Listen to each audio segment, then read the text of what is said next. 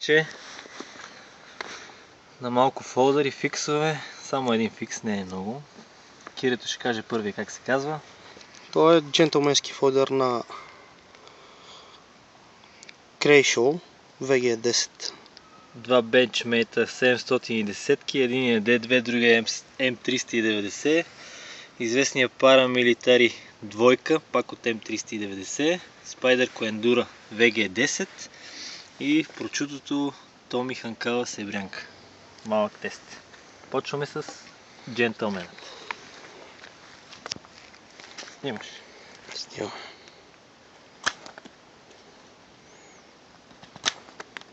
Много добре. За такъв малък нож.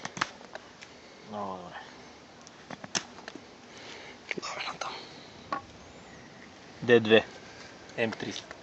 D2. D2 710. Прекрасно реже. Идеално. И два ретни на M390. Още по-добре.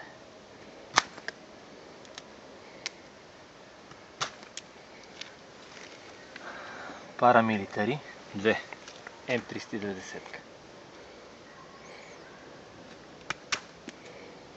Много добре. Тук вече пръчката се удебелява и може да се погледне, че малко по-трудно става.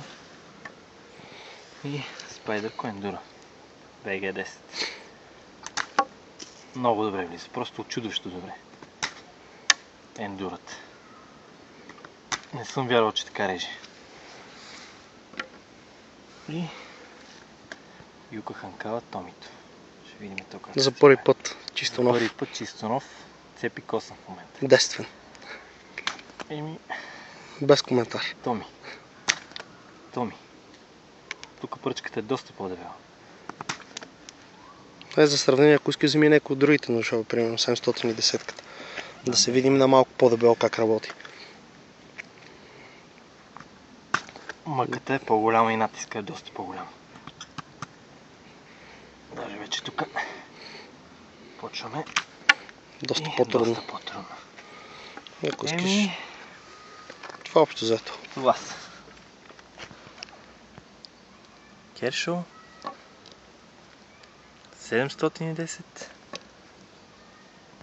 Още една. Парамилитари 2. Spider Coendura и Томи Ханкала. Това беше от нас един малък тест.